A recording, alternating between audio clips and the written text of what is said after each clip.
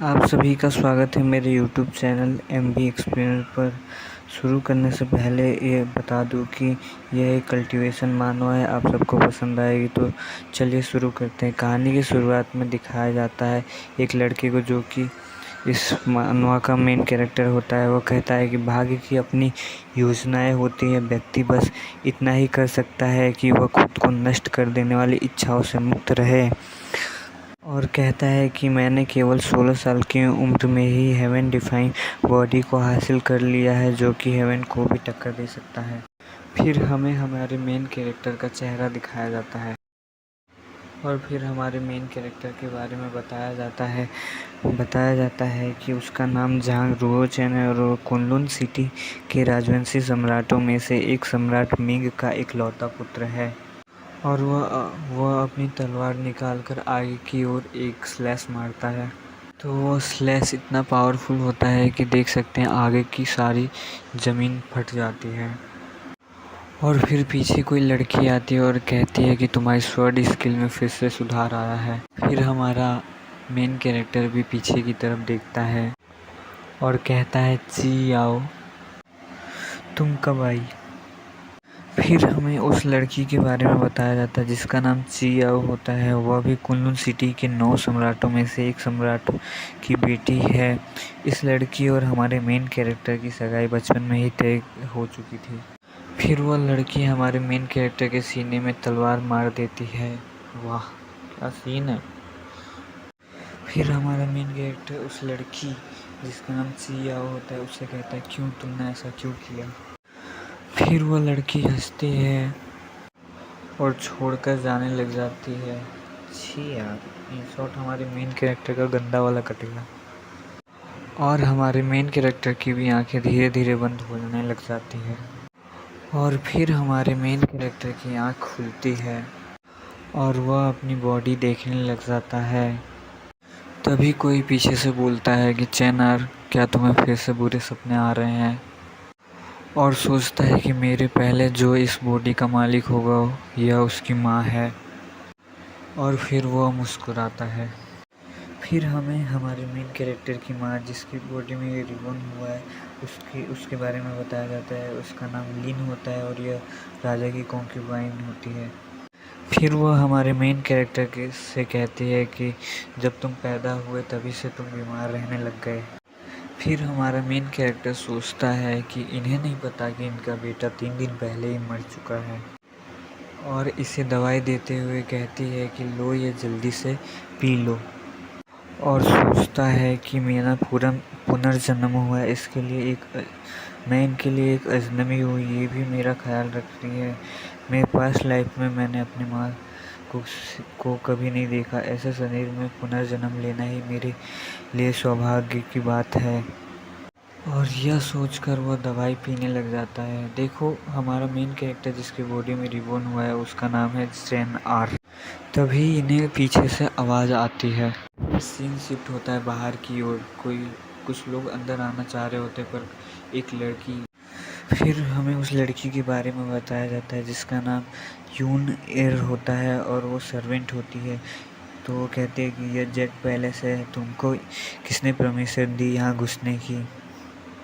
तो उस नौकरानी को कोई मारता है और वह पीछे जाकर दीवार से टकरा जाती है।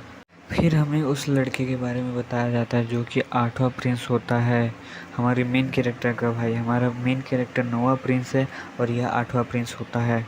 और वह 8वां प्रिंस कहता है कि एक नौकरानी की हिम्मत कैसे हुई मेरा रास्ता रोकने की। फिर तभी हमारी मेन कैरेक्टर की माँ बाहर आती है और कहती है यूनर तुम्हें ये क्या हुआ।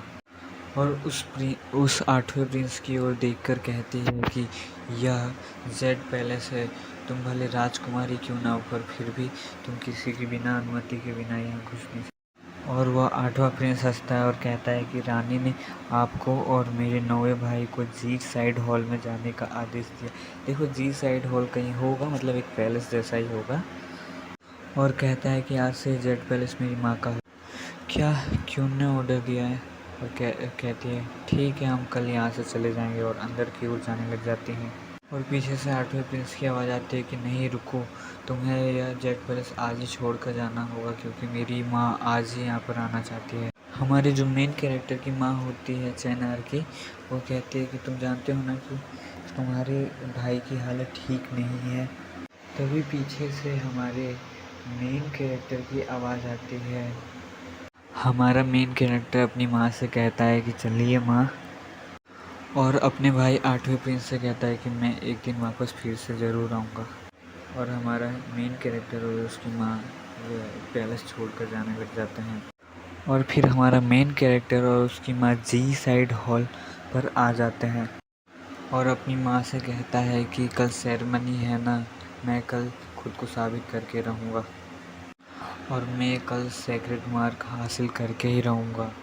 फिर हमें सेक्रेड मार्क के बारे में बताया जाता है कि जिसके पास यह सेक्रेड मार्क नहीं होता है वो कभी कल्टीवेशन नहीं कर पाता है।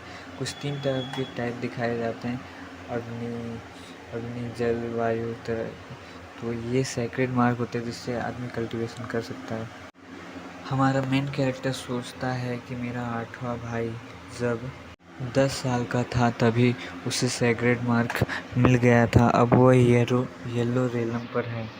हमारे मेन कैरेक्टर की माँ उसे देखकर सोचती है कि चैन आर अभी 16 साल का हो गया है पर फिर भी उसे सेक्रेड मार्क नहीं मिला है। हमारा मेन कैरेक्टर अपनी माँ को सोचते हुए देखता है तो कहता है कि माँ, मैं भी भले 16 साल का हो गया पर फिर भी मैं सेक्रेड मार्क हासिल करके ही रहूँगा, आप मेरे पर भरोसा करती हो ना। तो फिर उसकी माँ कहती है हाँ। और फिर हमारे मेन कैरेक्टर की माँ भी जाने लग जाती है और फिर पूछती है कि यह ची याओ कौन है जिसका नाम तुम अपने सपने में बार बार लेते रहते हो। और फिर हमारा मेन कैरेक्टर भी सुनता है और कहता है कोई नहीं। और फिर कहते हैं कि यह नाम हमारी एम्प्रेस का है जिसने 9 एम्पायर्स को जोड़कर एक सेंट्रल एम्पायर बनाया है। इनका नाम सबके सामने अच्छे से लेना नहीं तो तुम्हें मार दिया जाएगा। और वह यह बोलकर जाने लग जाती है। फिर हमारा मेन कैरेक्टर सोचता है वाह इंटरेस्टिंग, फिर वह सो जाता है और ये चैप्टर यहीं ख़त्म होता है। तो आपको यह मानवा कैसा लगा ये कमेंट कर दीजिएगा, प्लीज़ लाइक सब्सक्राइब भी कर दे। देखो इसके अभी बहुत चैप्टर्स हैं तो आगे जैसे जैसे चैप्टर्स एक्सप्लेन करूँगा तो अच्छा लगेगा। तो फिर मिलते हैं किसी और नई वीडियो में, तब तक के लिए अपना ख्याल रखिएगा।